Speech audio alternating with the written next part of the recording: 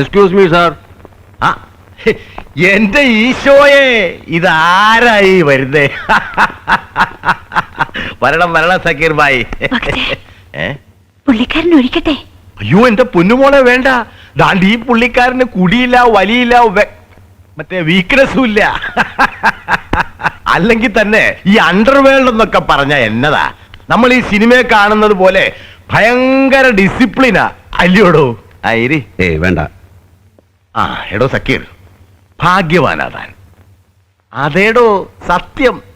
ദാണ്ട് ഇന്ന് രാവിലെ ഫോണിൽ കൂടി വിളിച്ചെന്നെ ഫയർ ചെയ്തു കേരളഭൂമി മാമച്ചായൻ. നിന്നെ പിടിച്ച് പെടലി കണ്ടിക്കണമെന്നും പറഞ്ഞിട്ട്. അറിയാവല്ലോ നമ്മുടെ മുഖ്യമന്ത്രിയുടെ ചില കേരള ഭൂമി കണക്ഷൻസിനെ കുറിച്ച്. ഒടുക്കം താണ്ടി ഇന്നലെ ക്യാബിനറ്റിൽ കയറി ഞാൻ അങ്ങ് കടുത്തു. 100 വിട്ടു. എന്റെ പൊന്ന് CM സക്കീർ ഹുസൈൻ പത്രാഫീസിൽ കയറി ഉടക്കുണ്ടാക്കിയതിൽ മണ്ണേ മാമച്ചിന് വല്ല ദണ്ണം ഉണ്ടെങ്കിൽ let him give a written complaint, I will look into the matter എന്ന്. വെള്ളക്കടലാസെ പരാതി എഴുതിത്താ നടപടി എടുക്കാന്ന് പറഞ്ഞപ്പോ അത് വേണ്ട, അത് നാണക്കേടാണെന്ന് മാമച്ചായൻ. വേണ്ടെങ്കിൽ വേണ്ട, പോട്ടെ പുല്ല് അല്ലേടോ Ameed. Excuse me sir, if you don't mind. You wait outside, I call you. Sir.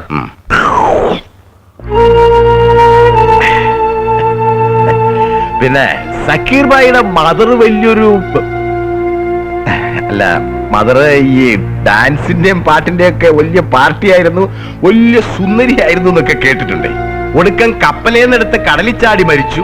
6-ാം വയസ്സിൽ താൻ പുറപ്പെട്ടു പോയി എന്നൊക്കെ ഏതാണ്ട് ഇംഗ്ലീഷ് പത്രത്തില് ഒരുപാട് വായിച്ചിട്ടുണ്ട് തന്നെ കുറിച്ച്.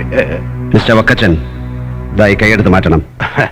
അപ്പൊ പറഞ്ഞു കേട്ടതുപോലെ തന്നെ ആളിത്തിരി ഹറാമ്പറപ്പ, ഇത്തിരി റഫാ താൻ അല്ലേടോ?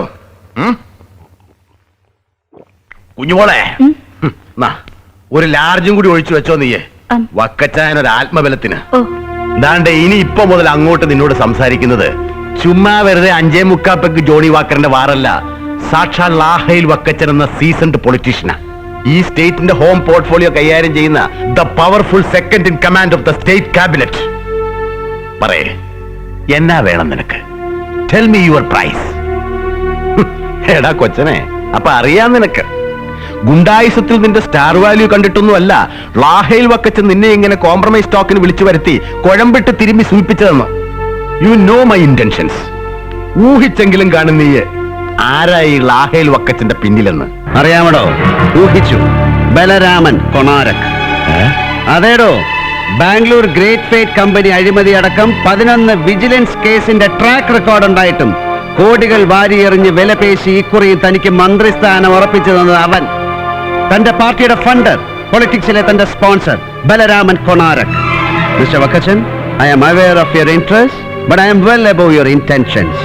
വരട്ടെ മലയാളീസ്, കം.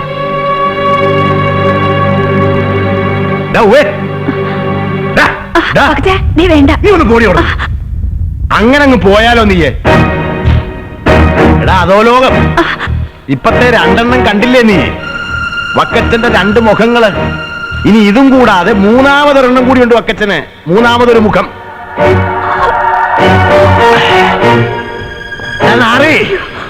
നിന്റെ ഈ മൂക്കിന്റെ ചോട്ടിലുള്ള ഈ പൂട ഉണ്ടല്ലോ, അതിങ്ങനെ സിനിമാ സ്റ്റൈലിൽ പിടിച്ചു വളച്ച് മേലോട്ട് കാണിച്ച പേടിക്കുന്ന മന്ത്രിമാരും നേതാക്കന്മാരും കാണും. അതങ്ങ് ബോംബെയില്. ഈ ലാഹേല് വക്കച്ചൻ തിരുവനന്തപുരത്തുനിന്ന് സ്റ്റേറ്റ് കാർ ഓടിച്ച് കൊച്ചി വരെ ഒലത്തിയതേ നിന്റെ ഈ പൂട പിരിക്കുന്ന ഷോ കാണാൻ വേണ്ടിയിട്ടല്ല, നിന്നെ കൊണ്ട് അനുസരിപ്പിക്കാനാ.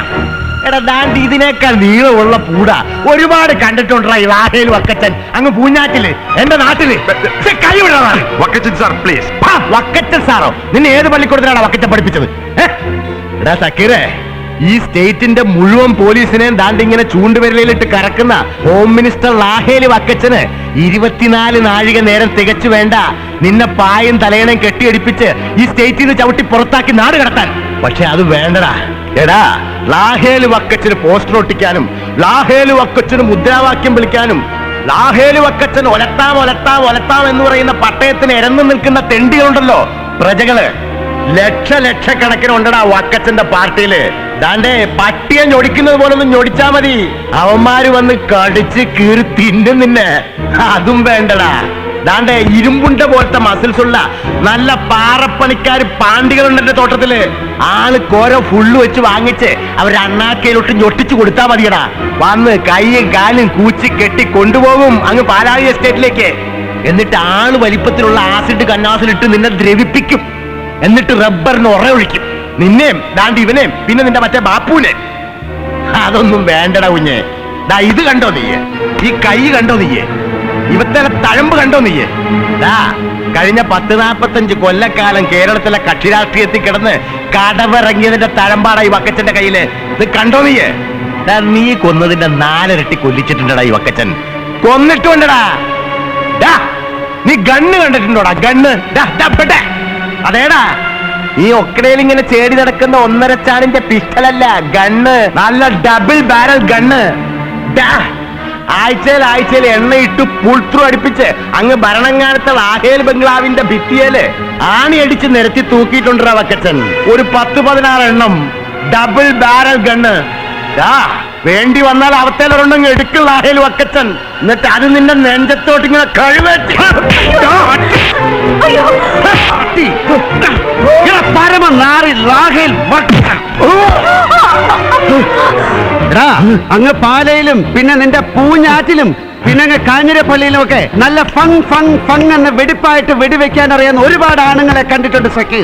നല്ല കള്ളരിക്കുന്ന മീശയും നല്ല പിണ്ടിക്കുരിശുമാലയും സാധാ ചാർമിനാറിട്ട് വാറ്റിയ നാടൻ ചാരായത്തിന്റെ ചൂരുമുള്ള നല്ല ആണുങ്ങൾ വെടിക്കാരച്ചായന്മാര്. ആനയുടെ കൊമ്പ് വേണോ, ജീവനോടെ പിടിച്ച് റോസ്റ്റ് ചെയ്ത കടുവയുടെ കിഡ്നി വേണോ, കുട്ട വേണോ എന്നൊക്കെ ചോദിച്ചുകൊണ്ട് സക്കീർ ഹുസൈനെ കാണാൻ വരും. വേണമെന്നൊന്ന് മൂളിയാ മതി, അപ്പ കൊണ്ടുവരും കിഡ്നി. നല്ല അപ്പനെ പറഞ്ഞ വെടിക്കാര്. കാട്ടി കയറി വെടിവെച്ചിട്ടില്ല നീ വെടിവെച്ചതൊക്കെ ഇവിടെ വന്ന് കയറിയപ്പോ മുതൽ ഓങ്ങി വെച്ചതാ ഞാനൊരെണ്ണം നിനക്കിട്ട് പൊട്ടിക്കാൻ. എടാ ഈ പടം കണ്ടോ നീ? ലാഹേൽ വക്കച്ച. എന്റെ ഈ കൈ കണ്ടോ നീ? കൊന്നും കൊടുത്തും ഹിംസിച്ചും രക്തക്കറ പുരണ്ട് പട്ടുപോയ ഈ പടുപാവിയുടെ കൈകൾക്ക് ഈ മഹാസവിധത്തിലൊന്ന് വണങ്ങി വന്നിക്കാൻ പോലും അർഹതയില്ല. അതറിയാം സഖീറിന്. പക്ഷെ ഒന്നുകൂടി അറിയാം സക്കീർ ഹുസൈൻ, നീ പറഞ്ഞില്ലടാ തെണ്ടികളെന്ന്. കിടപ്പാടത്തിന് പട്ടയം കിട്ടാതെ എരന്ന് പടിനിറങ്ങി നിന്റെയൊക്കെ പാർട്ടി മാമാങ്കത്തിനും ഗ്രൂപ്പ് മാമാങ്കത്തിനും കൊടിപിടിച്ച് തൊണ്ട പൊട്ടിച്ച് മുദ്രാവാക്യം വിളിക്കുന്ന തെണ്ടികള്, പ്രജകള്, കോടി കണക്കിന് ദരിദ്ര നാരായണന്മാര്, അവര് കരം കെട്ടുന്ന കണ്ണീരിന്റെ നനവുള്ള പിച്ച പണം കൊണ്ട് സ്റ്റേറ്റ് കാറുകളിൽ മലർന്നും സ്റ്റേറ്റ് ഗസ്റ്റ് ഹൗസുകളിൽ വ്യഭിചരിച്ചും പിന്നെ സ്റ്റേറ്റ് ചെലവിൽ മക്കളെ ഉൽപ്പാദിപ്പിച്ച് സ്റ്റേറ്റ് ചെലവിൽ തീറ്റി കൊഴിപ്പിച്ച് പിന്നീട് അവർക്ക് പെറ്റെണീക്കാൻ സ്റ്റേറ്റ് ചെലവിൽ കരിമ്പൂച്ച കാവലും നൽകുന്ന ഈ നാടിനെ മുടിച്ച് മുച്ചൂടും വന്നത് നിന്റെ ഈ വർഗമുണ്ടല്ലോ,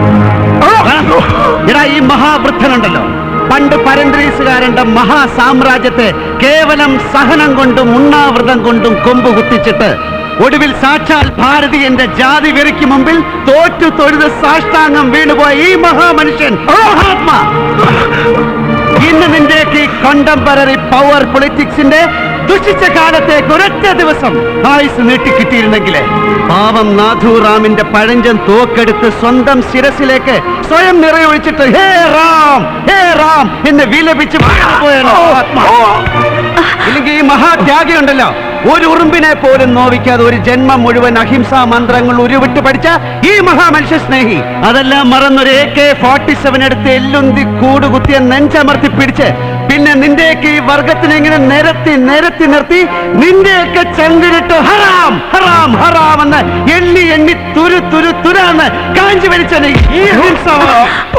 ഈ മഹായോഗി ഇങ്ങനെ തപസ് പോലെ കുനിഞ്ഞു കൂടി കുത്തിയിരുന്ന നൂറ്റി നെയ്തെടുത്ത് സ്വന്തം രാഷ്ട്രത്തിന് ഇവിടുത്തെ ആർഭാടങ്ങൾക്ക് അവകാശമില്ലാത്ത പാവം പ്രജകൾക്ക് സമർപ്പിച്ച ഈ തിരുവസ്ത്രം ഉണ്ടല്ലോടാ, കുറച്ചു മുമ്പ് നീ നിന്റെ മൂന്നാമത്തെ മുഖം എന്നെ കാണിക്കാൻ പൊന്തിച്ചു പിടിച്ച ഈ സാധനം, ഈ ഖദർ, ഇതിനൊരു ദേശീയ പതാകയുടെ വിശുദ്ധി ഉണ്ടായിരുന്നു ഈ നാട്ടിലെ ജനങ്ങളുടെ മനസ്സില്, അവരുടെ ഞരമ്പില്, രക്തത്തില്.